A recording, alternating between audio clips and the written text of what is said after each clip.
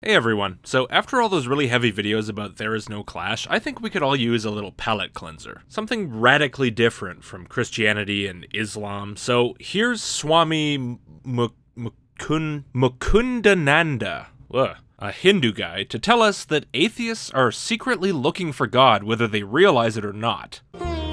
So God and bliss are synonymous. And you probably see where this is going already, so you don't need me. See ya! That's not long enough. Alright, I'll do a little more. Oh yeah, that do. God is bliss. Bliss is God. Surely God is a little more than that. An ultra-powerful conscious entity that created and sustains the universe, for example? Because if God really just means the exact same thing as bliss, then all you've done is reduce God to a neurochemical phenomenon, in which case, well, I guess by that definition you could say I believe in God, but it seems a little bit silly to redefine that word that way when we already have other perfectly good words for that purpose, and all you're really doing is diminishing the concept of God to basically nothing. And that's about all I have to say. No need for me to stick around. See ya! Don't be lazy. At least hear 'em out. Ugh, fine. But for the record, if this turns out to be incredibly repetitive and nobody likes it, I told you so, kid. Okay. You may ponder, what is Swamiji trying to tell us? No, I think I've pretty much got the idea. Conflate God with some aspect of everyday experience, and then if we can all agree that that experience is real, then God must exist too. He gets a foot in the door, and then you can start tacking on all the other assertions about God that you left out in the first place. It's a really common tactic. God is love. God is truth. God is logic and mathematics. God is reality itself. It's a good tactic, I guess, if you're talking to a crowd of total idiots who wouldn't recognize a lame manipulation tactic if it kicked him in the nuts. Yes, let's come to the point now. We kind of already did, but okay, I'll slow down and let you catch up. God is bliss. That's right. Bliss is God. That's correct. You said you were going to get to the point, but then you repeated yourself instead. Nice. Whatever, it's a good slow moment in the video for me to point out that I am loving that color scheme, man. It'll really liven up my thumbnail. I'm genuinely happy to be addressing a religious dude with some style for once. We all want bliss. That was proved. We all want happiness. Yeah, that's probably true, or close enough to not be worth arguing about. Everything we are doing is for the sake of happiness. That's correct. Oh, no, I wouldn't go that far. I mean, I've seen some people do some things that they know damn well are going to make them miserable or keep them that way. Maybe as some kind of weird self-punishment for some perceived wrong thing they did, or just because they don't like themselves, or whatever. They don't do it because they think it's going to make them happier. They do it intentionally to make themselves feel worse. Now, don't get me wrong, I don't think anyone wants to get so unhappy that they'll start inflicting that shit on themselves, which is why I agree that people generally want happiness, but I can't agree that everything people do is meant to make themselves happier. But, for the sake of keeping this simple, let's call that really unusual, and I'll just give this to you. So for the rest of this video, every human action is done in the pursuit of happiness and nothing else. And that happiness is God. That means we all want God. And there it is already, the exact conclusion I said this argument would have. You know, I get why someone trying to sell a religion would want to reduce the concept of God to this level. By just redefining it as some common human experience or desire, you can convince people that they believe in it without having to do any of the actually hard stuff, like convincing them that the universe actually was created by some being with whatever characteristics your brand of Hinduism happens to ascribe to it. But it seems like such an insult to the concept of God, doesn't it? God is supposed to be the fundamental basis of everything else in existence. That's pretty heavy stuff. But then people like you come along and say it's exactly equivalent to some human emotion. Not even as including the capability of creating that emotion, no, but exactly synonymous with it. That's about as impressive as saying God is any other mundane thing, like, I don't know, a word. Okay, bad example. How about a cabbage? Or a molecule, like, say, serotonin? That means 24 hours a day we are in search of God because we are in search of happiness. Can we call it 16 hours a day? Because there's a good chunk of my time where I'm either asleep and searching for nothing at all, or deeply asleep and searching for my teeth after they turned into cockroaches and ran away with my penis. QED. Quite easily done. Yeah, very easily. Almost too easily, one might almost say. Like, so easily that you should probably be asking yourself if it's too good to be true that you actually did it. We're all on the same page here that people like to feel happy, but you skip the step of giving us a good reason to define God as that feeling instead of as a god. Now yes, this video I'm replying to is actually part 4 of your speech, but I went back and checked to see if you try to give any reasons to use these wacky definitions, and you do, in the previous part, part 3. So let's have a look and see how compelling those arguments are. So most of that video is taken up by a story from one of the Vedas about some guy who asked the god of the ocean to teach him the nature of God. Varun, the god of the ocean, is such a great Brahma Jnani. Then why search any further? Let me accept my father as my spiritual preceptor. Bhrigu went to Varun, that supreme divine entity. Who is that? And here's the answer he's given. God is He, from whom the entire creation and everything that is in it has emanated. God is He, within whom all of creation is situated. God is He, into whom one day this entire creation will merge. Pretty typical definition of a god, right? It's basically what I said before, the creator and sustainer of the universe. Of course, most of my viewers are going to see how it leaves quite a bit to be desired as an explanation for the universe, in that it provides no details on how any of that actually works, and so can't really explain anything at all, and amounts to throwing up your hands and saying, But it's at least reasonably easy to understand conceptually, at least on a basic level, which is why so many people who want a quick and simple answer tend to latch onto it. But this guy wasn't satisfied. Bhrigu said, Father, from within into. This philosophical topic has gone over my head. Seems Buddy wasn't the sharpest knife in the drawer. Or if we want to be charitable, maybe he just realized that none of those words actually told him anything at all about what God actually was or how it functioned. Either way, the ocean god sent him off to figure it out, and he came up with all these dumb ideas for what God might be. Is grain Brahma? Pran is the basis of it all. The mind and the thoughts are the basis of everything. The intellect is Brahma. Anand or bliss is the nature of Brahman. What I haven't mentioned is that after every single one of those, he came back to the ocean god to ask if it was the correct answer, and he got sent off again. Not just sent off, but sent off to practice austerity and figure it out. So in total, he went off to practice austerity and ponder the nature of God 5 separate times, and every single time, his reasoning seems to have been either piss poor or non-existent, the way you tell it, which really is not a good way to figure out the truth of anything. But anyway, the 5th time he came back, he decided that bliss must be the nature of God. Anand or bliss is the nature of Brahman. It is from that bliss that we have emanated. It is in that bliss that we are all situated. And it is into that bliss that we shall merge one day. When Bhrigu said this, Varun encouraged him, well done, my child, you have understood the nature of Brahman. It seems that he'd forgotten that what he was really confused about in the first place was what from, within, and into mean in the context of God, which came up just now in that sentence and went totally unquestioned. Apparently his questions about that flew right out the window after 5 rounds of austerity. Now he seemed perfectly content to accept the exact same answer he got before, that creation emanated from God and is situated in God and will merge back into God. And that despite not one single question about the meaning of that having actually been answered for him. Apparently, even though it's the exact same answer as before, now it's a totally satisfactory answer just because he slapped a new label on it. Or, again to be charitable, maybe by this point he just decided to give up and agree with whatever the hell the ocean god said. I mean, being sent off to starve and meditate 5 times, that's tolerable. But 6 times? Now that's just going too far. Really couldn't blame the guy in that case. So normally I wouldn't have even mentioned this story, but it's actually the main argument presented in that video for why God is exactly the same thing as bliss. And the reasoning behind it is completely absent. Go watch it yourself if you don't believe me, it's linked in the description as usual. What it all comes down to is nothing more than this story in the Vedas says so, and therefore it's true. An argument that I'm sure will sound very familiar to longtime viewers of my channel. So what is the nature of Brahman?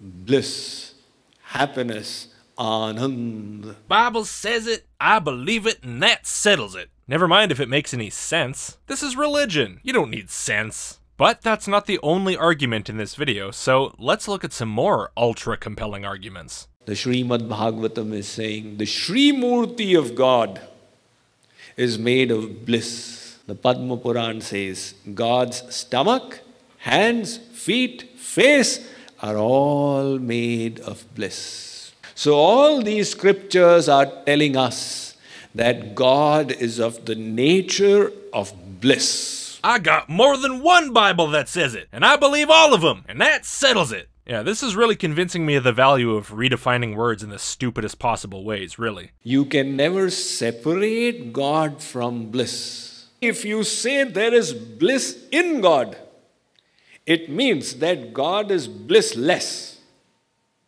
And bliss came from outside. Now he became blissful. Bliss came from outside. You know, bliss isn't like a thing that's transportable, right? It's just a state of mind. Sometimes you feel blissful, sometimes you don't, but it's not like you start getting happy when someone opens a hatch in your head and pours half a liter of bliss on your brain. You don't order a box of bliss off Amazon and sit around feeling miserable until it arrives at your door. Certain substances certainly can cause a human to feel bliss, but a substance that causes a feeling is different from the feeling itself. So no, saying that God is not synonymous with bliss is not the same thing as saying that God was a blissless vessel that was later filled up with bliss. You might be blissful for all of eternity without one moment's pause, and you could make everyone else feel maximum bliss forever, but that doesn't mean you are bliss. But that's not what the Vedas are saying. The Vedas are saying, Anando Brahmeti Vyajanat. Know God himself to be bliss. So God and bliss are synonymous. Well, hopefully that satisfies everyone that there really is no argument presented for why God must be the same thing as bliss, other than Mahulibuk. And look, if that's really how you want to define God, be my guest. In fact, if you want to crack open the dictionary and switch up the definitions of every fucking word in there, that's your business. It's your book. Go ahead, call God nothing more than another word for a human emotion. It doesn't matter. It doesn't get you one step closer to demonstrating that the universe was created by some intelligent almighty entity, so really it's just kind of pointless mental masturbation on your part. Well, maybe not entirely pointless. I'm sure that by using this tactic, you've convinced a few incredibly unskeptical people that they actually believe in God. But frankly, if they were that lacking in critical thought already, they were probably already going to be convinced by the first bad argument they heard for any religion. And I guess there are worse religions for them to end up in than yours. But that doesn't mean it's not a problem if they get snapped up by someone like you. And I'll get to why I think that soon. QED. Quite easily done. If A is equal to B and B is equal to C, then A is equal to C. When we all want bliss and bliss is God, then we all want God. We all want bliss, and bliss is a pineapple pizza. So we all want a pineapple pizza. QED, you anti-pineapple pricks. Like for example, a child says, Mummy, I don't believe in your husband. The mother says, my child, you believe in your father? Yes, Papa, I believe, but your husband, no. I figured it out, Mom. My papa's the postman. The person whom I call husband, you are calling Papa. They are not two different personalities. They are two different ways of addressing the one personality. I sure hope nobody in your audience really needed that example of how two different words can refer to the same thing. But if they did, it would explain why they're willing to sit and listen to this tripe. And there are so many materialistic philosophers in the Western world, no shortage of them, right? Sigmund Freud, Adam Smith, Karl Marx, they have written tomes of literature. You can study them in detail and you will find that they were all theorizing how to get happiness at the individual and societal levels. So because they were all searching for happiness, and happiness is God, so they were all searching for God. I think we've all got the point by now, I don't need to reiterate. But check out this next bit, because this is where this goes from a relatively unimportant issue of silly definitions into really insidious manipulation. Before now, it was just a matter of redefining a feeling as God to convince people that maybe they already believe in and strive for God. Just kind of a foot in the door kind of thing. But now the tactic changes into trying to convince people that they're unhappy and that they have to strive for God in order to gain any real happiness. But the problem is, despite all that searching, till today, we have not got happiness. You will say, no. But Swamiji, how can you say I have not got happiness? That happiness of God may be very big. And the happiness I get from jalebi and Shrikhand may be small, but I also get happiness. No. What you experience in the world is not Anand. No matter how much happiness you think you get out of the little things throughout your day, you don't get it. You have no happiness. The definition of Anand is Yovai Bhuma Tat Sukham. Nalpe Sukham Asti.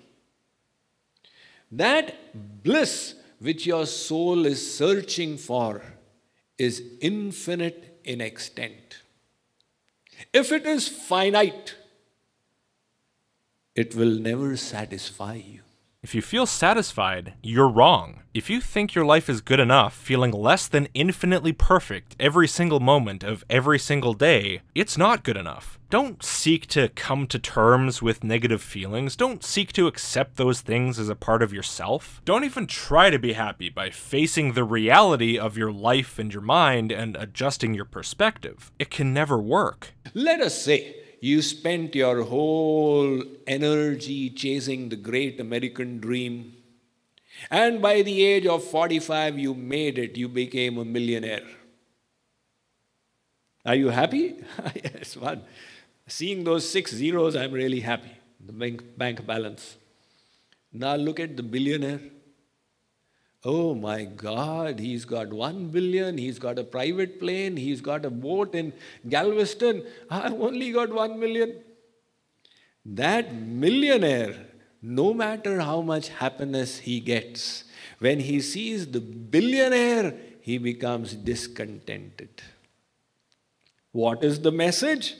That if there is anybody who has higher happiness than us, and we see that person, our discontentment begins. This part is weird, because you talk about money like it's some sort of direct measure of happiness, and whoever has more money is happier. If there's anybody who has higher happiness than us, our discontentment begins, so a millionaire is unhappy knowing there are billionaires. Money and happiness used synonymously. And that is such nonsense. Happiness is not a bank balance, and it's entirely possible for someone to not feel bad when they notice that some people out there have more than they do. In fact, I'd say that learning to deal with stuff like that is part of becoming a functional adult. Of course, it's a bit different if you're dirt poor and you can't afford basic things like feeding your family, but in that case, the unhappiness is coming from lacking basic needs. But between a millionaire and a billionaire? I mean, I'm fully aware that there are some petty, jealous people out there who think money and happiness really are exactly the same thing, and those are probably the kind of people who would hear what you just said and nod along. But you're talking about this as if it's some universal characteristic of everyone on the planet, and it's just stupid. And I don't even just mean the money thing here. You're applying this jealous comparison to happiness itself. If you're the kind of person who can have a pretty nice life that mostly makes you feel good, but every time you notice that someone else seems slightly more satisfied than you are, you start jealously brooding about it, well, that just makes you kind of an asshole, because at that point it seems like you just want everyone else to only enjoy their life up to your level or less. And that's not healthy, and it's also not universal. The Vedas realize this, and they say, Nalpe sukham asti bhumaiva sukham. The bliss that you are seeking is infinite. That is the Anand of God. That kind of bliss you have not yet got. What is it with this religious insistence on perfect, infinite happiness at all times? You're teaching people to avoid developing a healthy perspective, an appreciation for the little things, good feelings about a simple life, just because you want them to think that the only way they can feel good is to feel infinitely good forever. And if they don't have that, there's no point at all. You're telling people that good enough isn't good, that it's nothing, and that the only thing worth attaining is unattainable perfection. I find that unfathomably cruel, that you would want other people to think like that. Plus, bliss must have one more characteristic to it. It must always remain. The worldly happiness comes and goes. That is not true bliss, which comes and goes, and then comes and goes. The bliss our soul wants is Sat Chit Anand, eternal, ever fresh, and infinite in extent. That kind of happiness we have not yet got. If you feel even one single moment of unhappiness in your life, you've had no true happiness at all. This attitude, this narrow-minded focus on absolutes and extremes, and the rejection of any finite and moderate things as utterly insignificant, the redefining of some as the same thing as none, and imperfect as the same thing as terrible, is one of the main bits of rot at the core of religion. It's why you can convince people that heaven is not only a perk, but an absolute desperately needed necessity. You attack people's perception of their own life until they see it as a miserable trial, where even the happiest moments are seen as nothing more than pale imitations of the true happiness that you offer. And you inflict all this on them because you want something. Maybe money, maybe something less tangible but more useful to you. And at the end, we'll see exactly what that is. We have been searching for it since the beginning of eternity. The soul was not created upon birth. Just like God is eternal, the soul is also eternal. So our quest for happiness is also taking place since eternity. Innumerable lifetimes have gone by. And yet we have not found happiness. You've experienced infinite lifetimes without ever experiencing real happiness, and you risk another eternity of that kind of unhappiness if you don't listen to me. But if you do listen to me, you can find infinite and eternal happiness. Now, I have a lot of ex-Christians and ex-Muslims in my audience, and this probably sounds pretty familiar to you guys, doesn't it? Sure, it differs in the details, but broadly, the carrot and the stick here are pretty much the same thing you're used to. We have now discussed the goal of life. To get happiness. Happiness being God, remember. His God. And the only valid goal for your life is to seek His God, to follow His religion. This is why I find it so sad that people think they need some objective purpose in their life, and I include atheists in this. The fact that this religious concept has managed to permeate our culture so thoroughly and worm its way into even a lot of non-religious people's minds is great for these guys, because it means that a bunch of non-believers already accept a core tenet of the religion, which makes it much easier to hook them initially, and then all these people have to do is reel them in. Let us try and understand why do we want happiness. This we have not understood. The answer is very simple. We are tiny little parts of God. All these scriptures are telling us that you are a tiny fragmental part of God. Do you believe that? What is there to believe when the scriptures say accept it? Wow. I know I made that "the Bible says it, I believe it, that settles it" joke before, but I didn't think you were going to come straight out and say it. I actually didn't know that was in here. Well, then there's not a hell of a lot more to say when that's the only reason you have for thinking anything you think, is there? And I think we've covered about everything I wanted to cover anyway. So to close this off, let's skip way ahead, all the way to the end of part 7. Remember, this is part 4. And let's find out what I said you might want from people that's more useful to you than money. God says, give me this mind. That is all I want. And nobody was surprised that that's what I was thinking of. Love me with this mind. Attach your mind to me.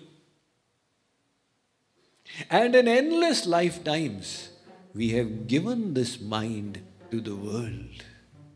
To beta, beti, husband, wife, son, daughter, father, mother, jalebi, samosa, television. We have attached our mind everywhere. But we have been such misers, we have not been able to give this one mind to God. And that is all that He wants. That honestly sends a cold shiver up my spine. Don't focus on your family, your husband or your wife, your son or your daughter, your father or your mother. No, focus on God. Obsess over your absurd wish for infinite eternal happiness and ignore the finite and temporary happy moments that you could have been having with your loved ones. Those moments aren't true happiness anyway. Sacrifice your mind to God, to the scripture, to the religion, and only then can you be happy. Makes me want to puke. So today we decided the goal of life is to attain God, because from Him we will get the happiness that we want. Well, it seems that what I said at the start wasn't true. This isn't so much different from Christianity or Islam at all. I admit I kinda knew that going in. I haven't read much Hindu scripture, but I did read the Bhagavad Gita, and it was surprisingly similar to the Bible or the Quran in its religious demands. Give it a read sometime if you're into that kind of thing. And if you enjoyed the video, give it a like, and consider supporting me on Patreon like all the amazing people on the screen, and subscribe to my channel if you want more content like this. And by the way, I've started live streaming on my Logicked live streams channel. My favorite one so far was with Abu Bakr Siddiq, better known as Abu Bakr Siddiq on my channel, that really nice Muslim guy that I responded to a few times, as well as microbloganism. We mostly talked about religion, and it was an amazing stream. I really liked it. So I'm gonna keep on streaming going forward because it's just been such a fun side activity, so if you're into that kind of thing, head on over there and subscribe. The link's in the description. Thanks a lot for watching, everyone. I'll see you next time.